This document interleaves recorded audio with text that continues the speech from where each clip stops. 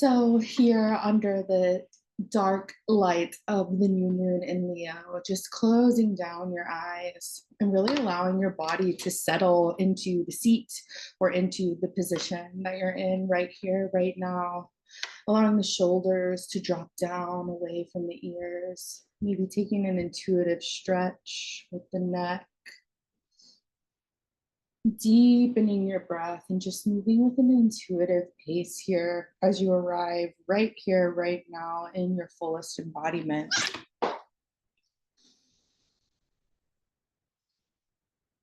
Maybe bringing one hand to your heart and one hand to your solar plexus and taking deep breaths that fill the belly.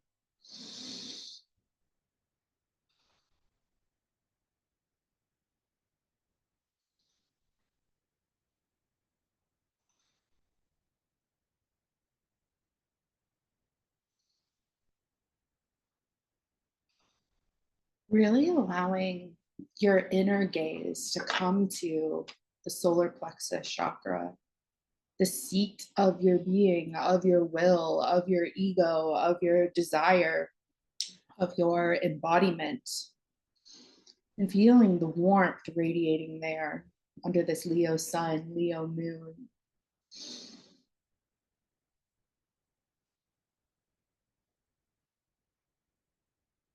Feeling this thrumming power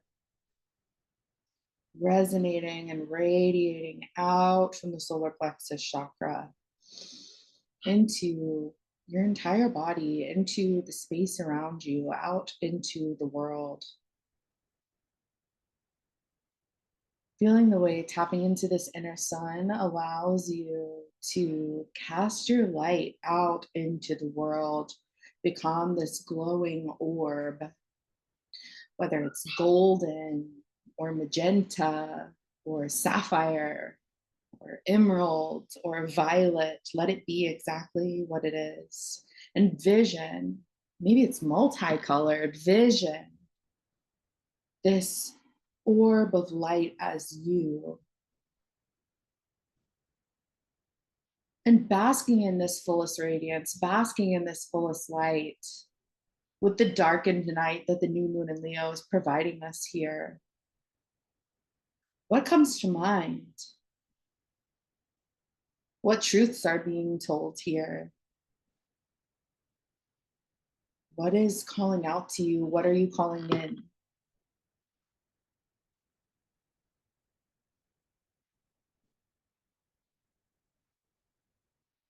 A few breaths, letting those messages, letting that radiance, letting that truth soak into your being.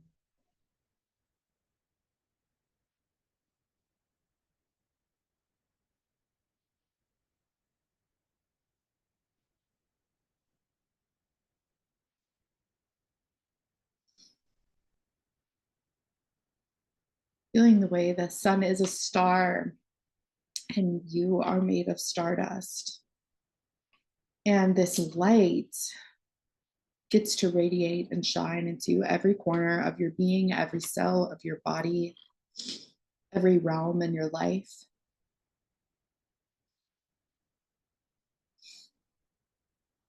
Letting this be a moment where your cup is filled, your cup is full, your cup is overflowing.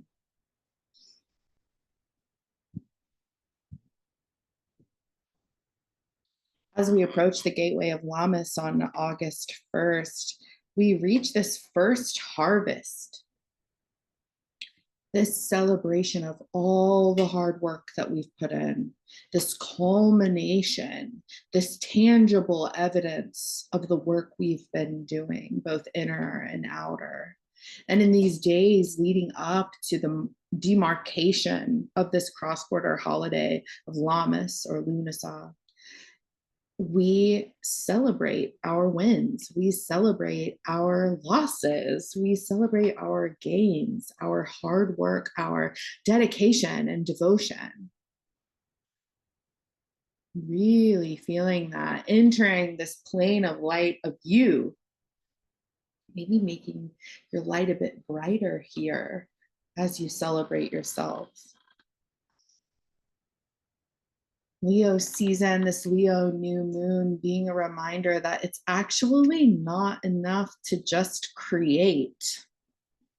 We want to behold and celebrate our creations. It's not enough to just do the thing and be done with it. Make the art, decorate the house, do the ritual, do the work, do the magic. It's not enough to just do that. To really satisfy the creative flame of Leo, what must be done is we must revel in our creations. Truly allow ourselves and others, I believe, to behold our creations. Leo is the magic of being seen. Leo is the magic of being on display, of standing in the spotlight. So, what would it feel like right now to allow your light to increase your visibility in a way that feels good and safe right here, right now? Increase your personal power right here, right now. Your divine will, your manifesting abilities, your gifts, increasing tenfold, 20-fold, 100-fold here now.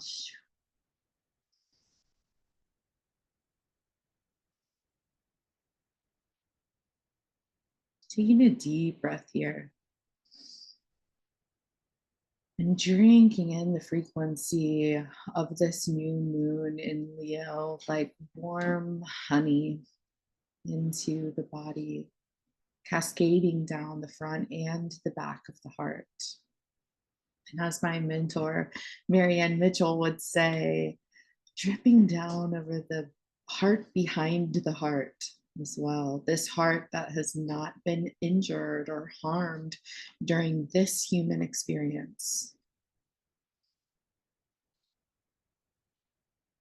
Leo, this ruler of the heart, this ruler of the solar system, and that or is ruled by the center of our solar system. At the very least, we have this energy that is calling us into the sacred act of creation. That's calling us deeper into ourselves. That's calling deeper into our purpose.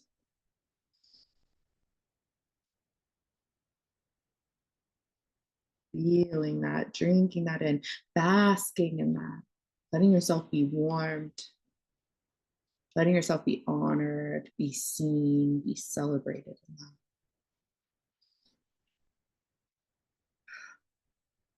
that. If you've moved your hands like me, maybe bringing one hand back to the heart and one hand back to the solar plexus. Allowing any final breakthroughs, ahas, downloads, transmissions to land right here.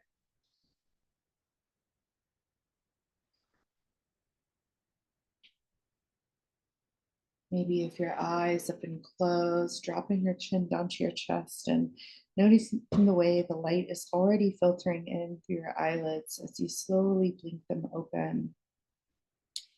And rejoin us here.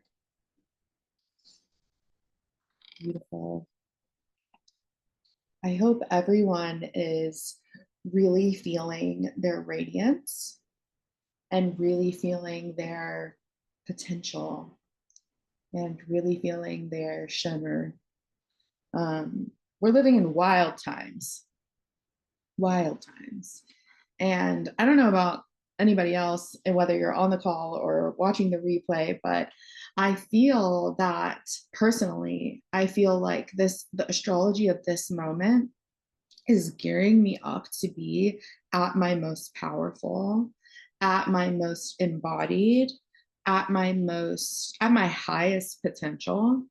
And it's also been such a challenge. And if you've been here for a while, or been gathering here, or tuned in on my newsletter or on socials, June was everything that a month could possibly be. for me personally. Like it was so full, which I suppose is like seasonally appropriate as we just celebrated the summer solstice, which really in the Northern Hemisphere, that June holiday is really celebrating the fullness of the light and the fullness of our lives. But I'm saying everywhere on the spectrum, from like the worst thing I could have imagined to the best thing I could have imagined, I experienced in the month of June. And learning to hold that on both ends of the spectrum and land in peace, I feel is what Uranus and Gemini, which as of July 7th, that's where the planet of disruption, rebellion, humanitarianism is rooted now in the air sign of Gemini rather than the soily earth of Taurus. And in this way, we're really being taught to hold complexity in a new way and hold duality in a new way. This is something that I've really been toying with since the Sagittarius and Gemini eclipses, which would have been 2021. This idea that what Gemini is really here to elicit in us is an experience where unity is not everyone coming and agreeing with us. Unity is not only good things happening to us.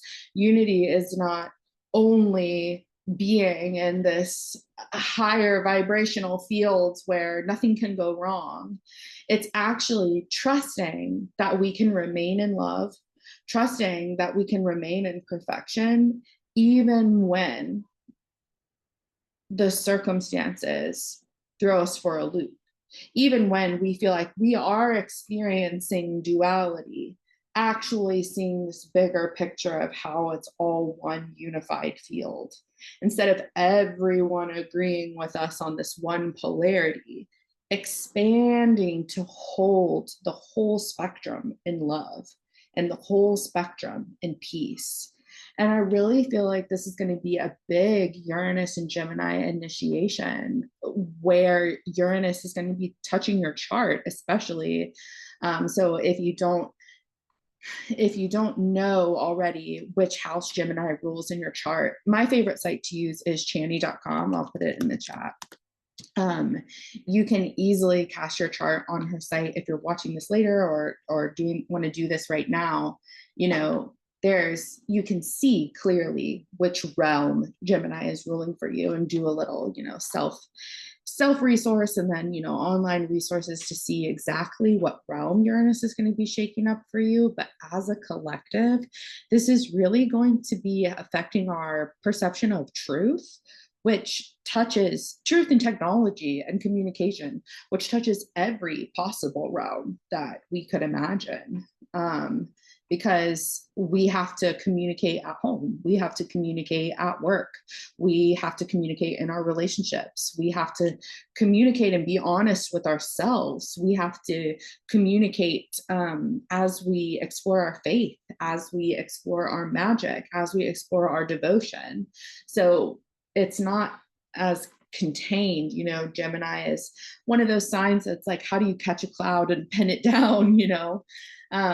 So this is all going on in such a way that you can't extract the new moon in Leo from Uranus and Gemini, because they are pretty much exactly sextile right now, which is a harmonious aspect.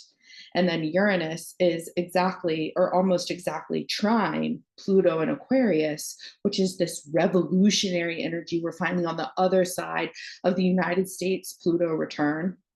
We're in this new era firmly, and Pluto and Aquarius is opposite exactly to the degree and almost to the minute of this new moon today. And so we can't discuss the qualities of the new moon in Leo without realizing this reality that we're really rooting into here. And I think it's what I was getting at, it's complex, it's complicated. It's not to say we're entering this like new earth where it's this full-blown utopia right here, right now. The earth is a dense vibrational field where we're living in a dense dimensional reality.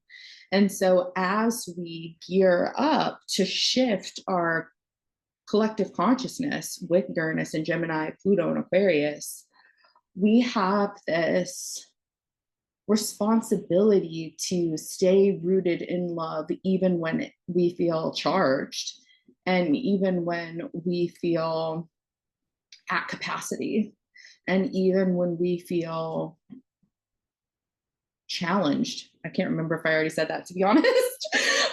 But we have this Uranus teaches us this responsibility to hold unity, and this gateway that the new moon in Leo is really holding.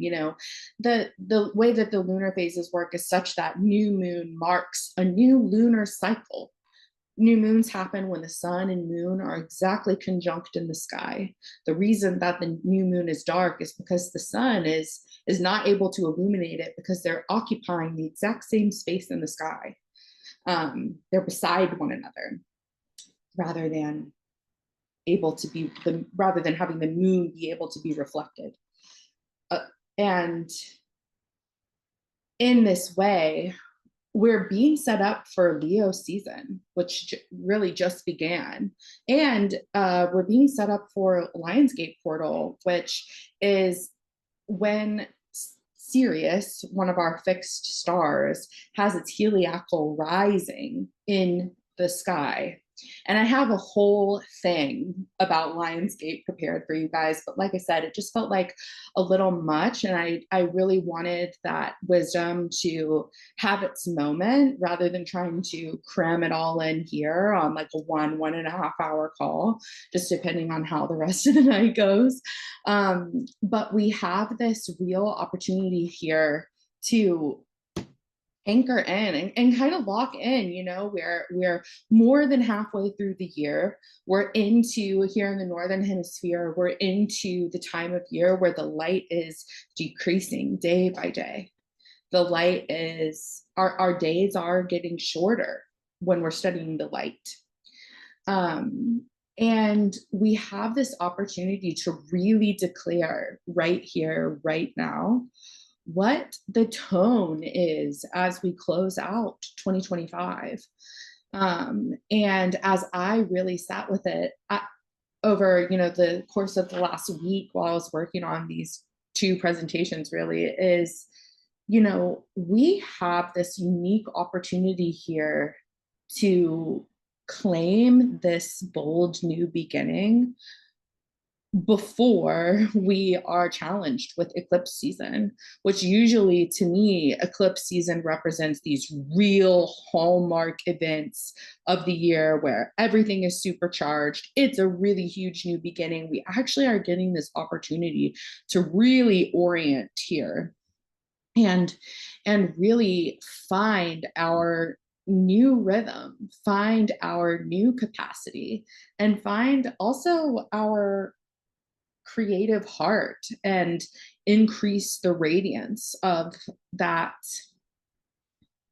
resident space within ourselves and allowing it to refract out into the world. Yeah, so what I would love to do is share what's going on for each sign in the zodiac. And then we can come back here. And if anybody wants to come on with their voice and share or ask questions, that will be the perfect time to do that. So I am going to get this going here. Oop.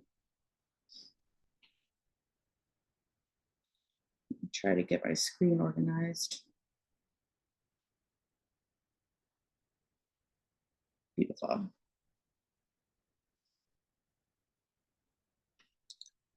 So the new moon in Leo is today. It was exact at 3:10 p.m. Eastern time. It is, we are really in the wake of it right here, right now. And yet, this is the first night of this new moon in Leo energy. So, if you're in the business of making elixirs, charging your crystals in the energy, this is the perfect night to do so, to absorb the strange lack of light of this new moon. So for Aries sun and rising, this is really this. So as I said, moon and sun are exactly conjunct when this is happening. And we have Pluto holding the polarity, holding that opposition in Aquarius. So for Aries sun and rising, what's really illuminated here for you is your fifth house and your 11th house with Pluto. So just keeping that in the back of your mind. The moon and sun here are activating your fifth house of creative expression, inner child healing, and relationship with the spotlight. So the mantra I'm offering here is I find safety and visibility. My light shines bright and I enjoy my radiance. And the opportunity here is to go a little wild, create something that's like outside of your comfort zone. Take up space with your body and your expression.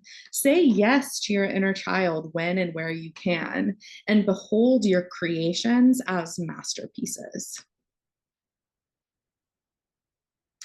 Taurus sun and rising. I see something coming through in the chat. Let me see what it says. Oh yeah, John, for sure. Taurus sun and rising. This is activating your house of home, ancestry, and the legends of your lineage. And you also have Pluto in your 10th house of career and empire. So the mantra I'm offering for Taurus sun and rising is I am free of the generational stories that no longer serve my lineage. With my ancestors at my side, we create a new way forward. And the opportunity here is to make an offering to your ancestors. Consider what's been passed down to you, what you are birthing, and what ends with you. Ritualize it. Offer love and compassion forward and backward through time. You know, this really plays on this reality that time is only linear because we are observing it to be linear. That time is actually all here, all now.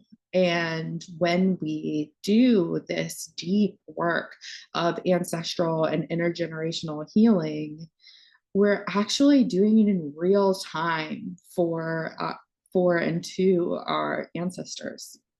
And so that's really powerful to know and claim and ground into. Gemini sun and rising, the moon and sun are activating your third house of communication, your voice, your story, and your living myth. And Pluto is hanging out in your ninth house of spirituality and publishing. The mantra here being, my voice is heard on high. I learn the limitless harmonies of truth and let my heart song resonate for all to hear. And the opportunity here is make that content, write that post, share that insight. This is your time to be seen and heard. Your perspective is paramount. It's crucial as we evolve, not just because this new moon is happening in your third house, but because Uranus is in your first house. You are a direct translator of what Uranus in Gemini really is. You know, you guys probably, if you're, I think the folks on this live call and probably a lot of the people who will catch the replay are probably aware of Virginia Rosenberg, who's one of my mentors. She has one heck of a Gemini stellium, and her Uranus in Gemini course is so rich. I'll include a link to it actually in the replay email because it's worth the investment. She and other Gemini sun and Gemini rising people I see as real oracles for the time ahead, real channels of this truth, channelers of this truth. Synthesize half truths to create something holistic and real. If truth is a fractal, Gemini sun and rising in this time, you have the ability to integrate it and help us see the whole picture. Cancer, sun, and rising. The moon and sun are illuminating your house of resources, values, finances, and creature comforts.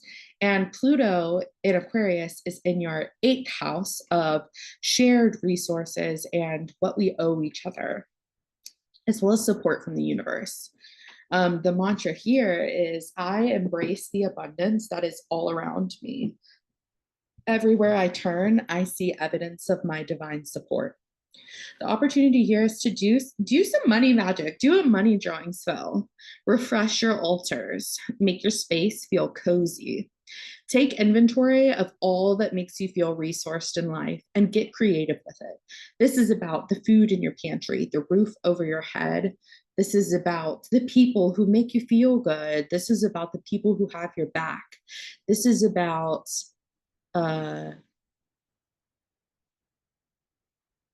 knowing what your favorite tea is, knowing what supports you. This is having a bathtub to soak in. This is, adorning yourself in soft fabrics and flowing outfits that make you feel good. This is having a yard or having a porch that you can be at peace in. This is the water flowing from your tap. This is the crystals that decorate your home. This is everything that enriches your life and makes you feel resourced and makes you feel held. It's not just how much money is in your bank account, what your assets are, how much you make annually. It's everything that you can see and touch in your life that makes you feel like you belong here and want to be here. It's your collection that you've had for a while. It's your books. It's your favorite pillow, your favorite blanket.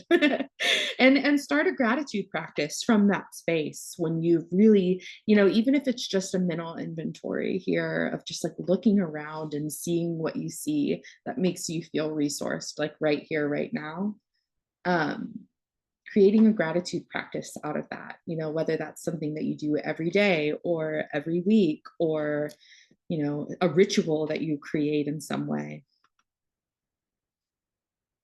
Leo, sun and rising. This is activating your 1st house, sense of self, appearances, identity, and your lens. And that means Pluto is lighting up your 7th house of intimacy and relationship. The mantra I'm offering here is I am pure light, absolute radiance. I am reborn as my highest self. And the opportunity here is to mirror gaze, do some glamour magic, spritz some rose water, even if you aren't a makeup aficionado, just maybe doing some lymphatic massage. Maybe you're adding a little bit of magical inclination to a skincare routine, or washing your face, or taking a shower, or taking a bath that just makes your body feel aglow and revitalized. Adorn yourself in beautiful things. Wear your favorite necklace, charge it under the moon, wear your favorite clothes, take yourself out on a date. Ask your loved ones to reflect your strengths to you. Sometimes there's so much magic in hearing what other people believe your strengths are. Really allowing yourself to be seen and understanding how you're perceived is very much 1st house magic. This one's kind of funny. Drink chilled hibiscus tea came through. Leo rules the heart. Hibiscus is a beautiful heart chakra ally, and it just sounds so nice here in the summertime. Share your light with the world.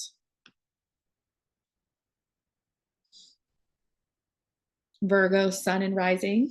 This is activating your 9th house. No, I'm sorry, 12th house. I saw spiritual and my brain just said 9th. I was like, that can't be right. 12th house of spiritual life, karmic closure, and innate magic. This is a time of completion. a cycle coming to a close. And so the mantra here is, I embrace the devoted work of inner alchemy. I tend my craft and prepare for my rebirth. We're headed into Virgo season where we will have a new moon in Virgo. Will probably be, is that an eclipse? I'm trying to do the math in my head. I think actually it's not. I think the new moon in Virgo is like the gateway to eclipse season. So eclipse season will open with the new moon in Virgo. Let me just make sure I'm right.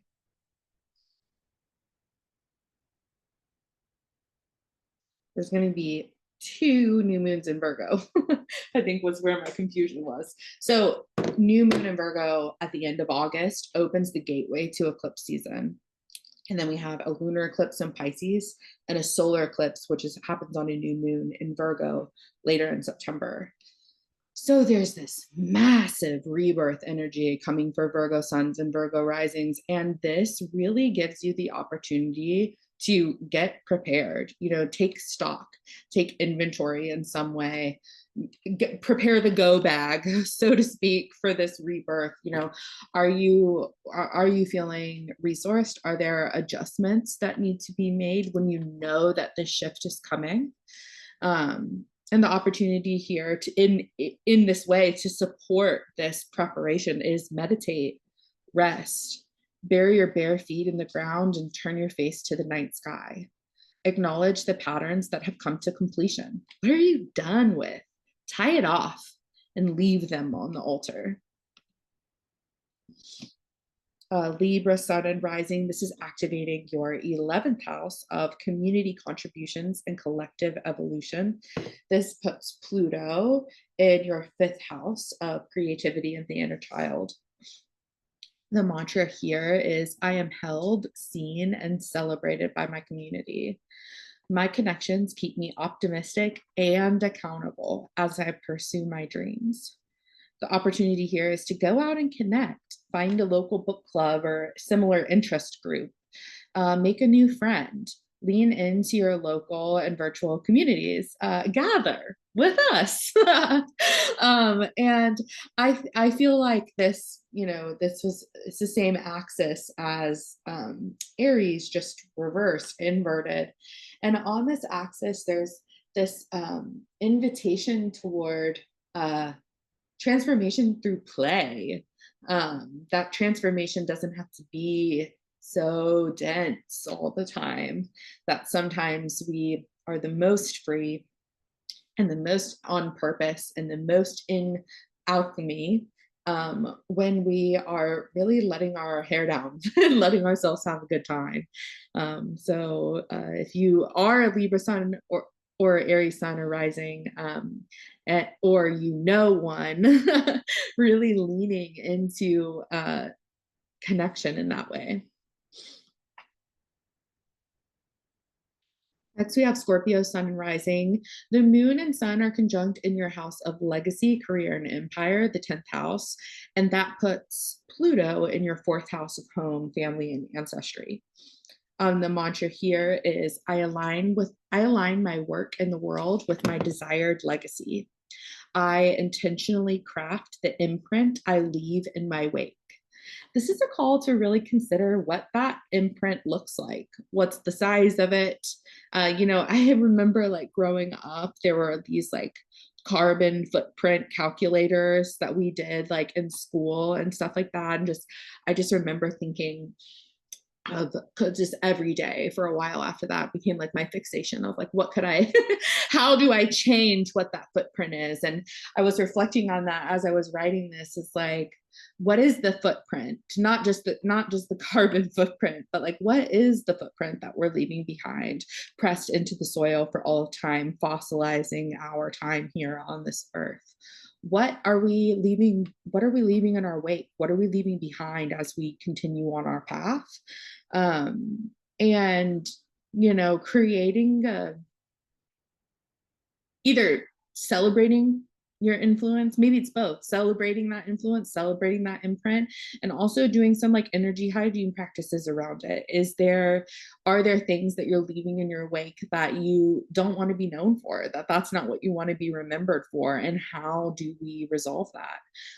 And celebrating the positive impacts and influences that you've had in your life thus far. The person that you smiled at that day, the tip that you left that made someone's day, the door that you held open, even these small impacts that we can make in the world have big tremors when they ripple out into the collective field. And so really kind of playing with what is the shape and size and quality of the mark that I'm leaving on the world. And the opportunity here, oh, look at that, I spoiled it. Consider the impact of the work you do in the world. Keep track of the positive influence you make as you weave through reality. Root into your purpose so that you may reach new heights. Sagittarius, sun and rising. This is activating your ninth house, which is, funnily enough, the Sagittarian house of spiritual expansion, wisdom, and belief.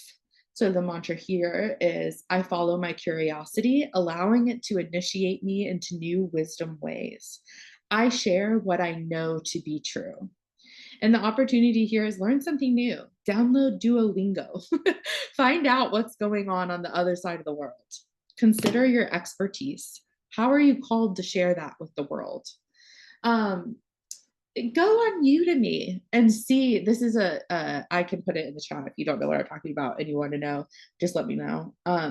It's like an online course portal where you can learn literally anything. There's like really professional certifications, and then there's like learn how to speak to fairies. Anybody can teach anything on Udemy is the beauty of it.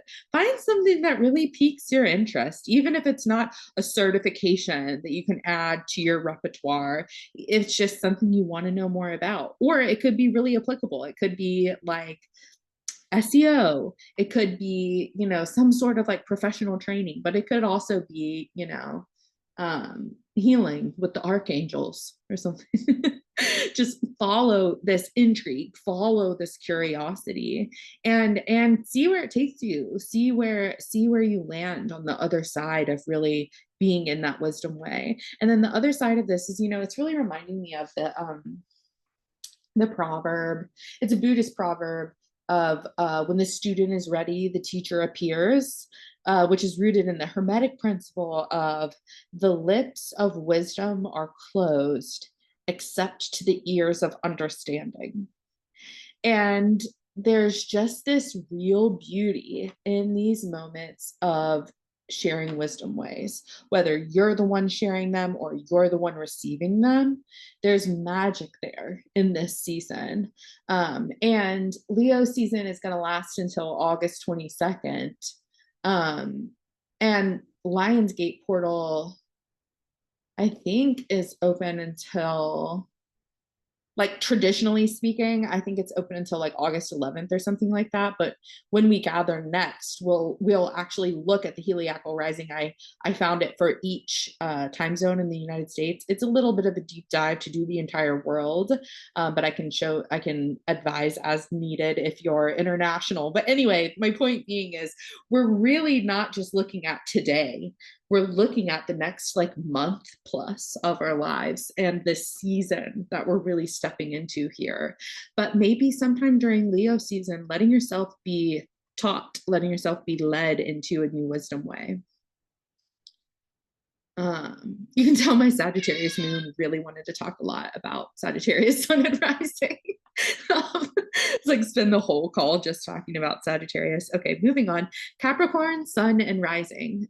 This is illuminating your 8th house, which is the house of the depths, intensity, and support from the universe. This comes with the mantra, I know and trust that I am held, even when the way forward is unclear.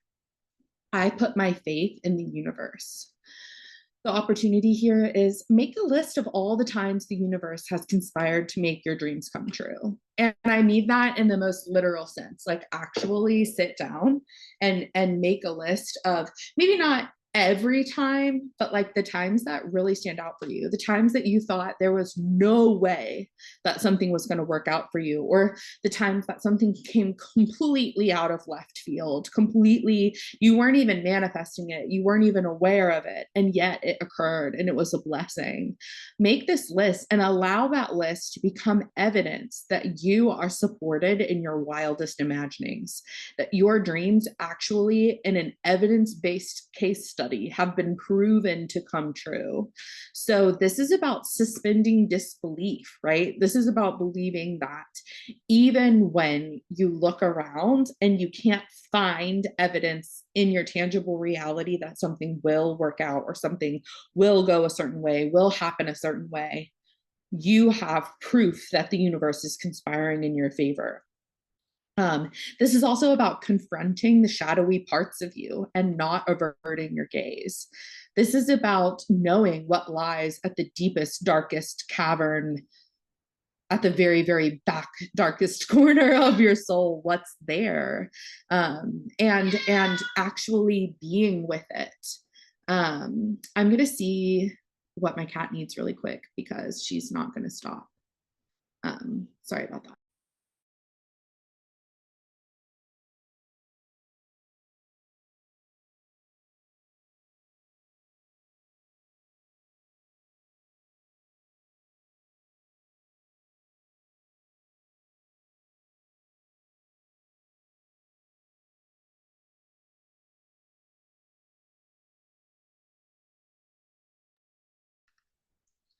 Sorry, sometimes she gets really attached to going underneath the sink and I have to divert her because we really don't want that. So yeah, doing that shadow gazing, and when we do that kind of work internally, I feel like we increase the likelihood of our external reality not like forcing that vision upon ourselves. When we can do that in the quiet of our own selves, it's more likely that we are met with blessing from the universe rather than reminders from the universe, if that makes sense. That's that inner alchemy, right? Aquarius, sun and rising. This is about your relationships, intimacy, and what you seek to receive. This means that Pluto is in your first house of self and identity. The mantra I'm offering here is my relationships are a sacred mirror into my soul. I meet myself through loving my people. And the opportunity here is to fall deeper in love, surround yourself in summer blooms, bathe in them, write a love letter to someone who needs it, even if that's yourself. Gaze into the eyes of your beloved, even if that's yourself. Follow the golden rule. Treat others as you wish to be treated. And really see, and I think this is something that Aquarius is sometimes really, really good at, and sometimes is in denial of it. And I say that with love as an Aquarius sun, is really being able to see the parts of you in other people, even in their actions that make you uncomfortable or even distrustful, or even if they're creating an aversion, seeing yourself and those pieces of them and healing it in that space of inner alchemy is really powerful work in this, way of healing the collective. Seeing the way that we are all a fractal of the same one consciousness in that way. And finally, Pisces, sun and rising. This is activating your sixth house of wellness, daily rituals, devotion, and temple tending. And that means that Pluto, for the next 20 years or so, is transiting your 12th house of completions, karmic closure, innate magics. And so the mantra here that I'm offering is I initiate myself as a priestess or priest. I just realized that wasn't gender inclusive. Anointed, and I you can tell that I mainly serve women. Sorry, John, fiance. Anointed in self-love and devotion. My attention is sacred. The opportunity here is to craft a daily ritual that honors the new version of yourself that you are becoming. What can you do every single day to anchor into that version of yourself that you wish to be, that you are becoming, and celebrate that version of yourself. What does the wealthiest, most radiant, most loving, most compassionate, most on purpose version of yourself do every single day at minimum? And maybe, over time, like adding one thing to this ritual, but something every single day, even if it's just intentionally drinking a glass of water in the morning, even if it's just lighting a certain candle every day, even if it's just, writing a few words in a gratitude journal every day, something that you do every day with the intention in your mind that that's what it's doing, is anchoring yourself into the new highest version of yourself that you're becoming. I think it's in, actually, I know it's in. Sometimes I say I think when I mean I know. A book by Linnea Weatherstone called Tending Bridget's Flame is, she writes that, it's not a completely direct quote, but she writes that the difference between mundanity and magic is intention and attention. So making your cup of coffee in the morning is mundane if you're not intentional about it, and if you're not offering it your attention and devotion. That same cup of coffee becomes a working of magic when you stir your sugar or cream in intentionally, when you sit over the brew intentionally and consider what it's offering to your body and to your life. So applying this intention and attention to whatever this ritual is that you're doing every day. And like I said, it could be simple: water, coffee, writing in a journal. Deep clean your space. Temple tending, right? Decorate. Hang up that art that's been hanging around. That's me calling out myself. I'm not a Pisces, but I steady have art leaned against my wall that's like waiting to be hung. Illuminate your being and your home in whatever way feels good. Candles that smell good, incense that you love, art that you love, a new crystal that's calling out to you. Arranging the blankets and pillows just so. Tend to the temple, inner and outer.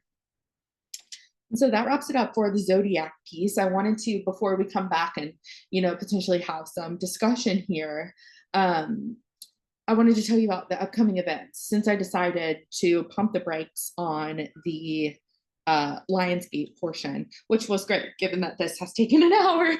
We would have been here forever, y'all. Because I looked back on my last Lionsgate transmission. It was like between 90 minutes and 2 hours long. I was like, oh, I have a lot more to say about that actually than I was giving myself credit for. Anyway, I digress. The upcoming events that I'm inviting you to, these are in the Crystalline Coven, so these are free events. Friday, August 1st, so this is next Friday at 7 p.m. Eastern, we're going to do the Lionsgate transmission. I'm going to talk to you about what Lionsgate even is, why people say that it's not real, because that's a big thing that wasn't as prevalent when I first started teaching this annually. And then we're going to go over signatures of the 2025 portal. We're going to go over the numerology and the astrology and kind of synthesize those together. And then the following Friday, August 8th at 8 p.m. Eastern, we're going to do a Lionsgate community ritual. So this will be like our Beltane event, where we gathered with a specific list of materials and we did a ritual together. It was super fun. I can't wait to do it again. This will be a little different. but I do like lighting things on fire, and it is Lionsgate after all, so there will probably be an element of burning. I can't take myself away from that. Um, and so that will give time to, even if you can't come live to the transmission, you would have time to listen to that before this. What's touted as the peak date of Lionsgate portal is August 8th. It's kind of like celebrating Christmas on December 25th, even though, like, we know that's probably not Jesus's real birthday. We still celebrate Christmas on December 25th, because that's the holiday, you know. And this August 8th, it's kind of like that, but that 8 at 8 p.m. Eastern is specifically powerful because it really creates that numerological portal, right? Not just to do with the rising of the star over our horizon, but also to do with the numerology of it all. And so we'll discuss all the details of that next week. But yeah, Friday, August 8th, on this day of celebration, on this day of manifestation, we can gather together. If you can't make it live, I do think that there's benefit in watching that replay, because as I said before, time not being linear, there's an opportunity to still be held by community in your ritual practice. Even if you're not doing it at the same time as us, doing it in that same frequency can kind of like weave you in. And yeah, that'll happen in real time. And then until July 31st, so those are our 2 events in August. I might add more because I love talking with you guys. And since these are both so early in the month, probably we don't want the energy to drop off at the end. So we might add something in there toward the end, maybe something around eclipse season. This is kind of what I'm sensing. But until the end of this month, so for about the next week or so, my soul alchemy sessions are 33% off. So I think that brings like a single appointment down to like 60 something dollars, which is like insane. But I just got inspired. The love of my life, my soul dog Jade, passed away about a month ago now. And this was just an idea that I had to like reinvigorate myself and like bring myself back to the fold with my work, but then also like really energetically and on an energetic level, like really honor our connection and the time that we spent together. So everyone that's booked a soul alchemy session so far, thank you so much with that code Jade, the most perfect name for her of all time. My little good luck charm. And there's an opportunity to take 33% off. And the packages, there's single packages, and then there's like packages of 3, 6, 9, and 12, I believe. And they come with like different perks and stuff like that. And it's 33% off the whole package value. So you can literally save hundreds of dollars if you're looking to invest in like in your spiritual journey in this way. So yeah, if you have any questions about soul alchemy, you can always reach out to me one-on-one. I'm going to stop this share, and I'm also going to actually stop our recording. And that way, if we feel called to share, there isn't that pressure of this being posted on YouTube later. Thank you so much for being here, whether you are tuning in right now as I'm speaking or tuning in later on in the ethers. I love you so much. I hope that this portal is so illuminating and enlightening and emboldening and empowering. It's been such a joy to be here.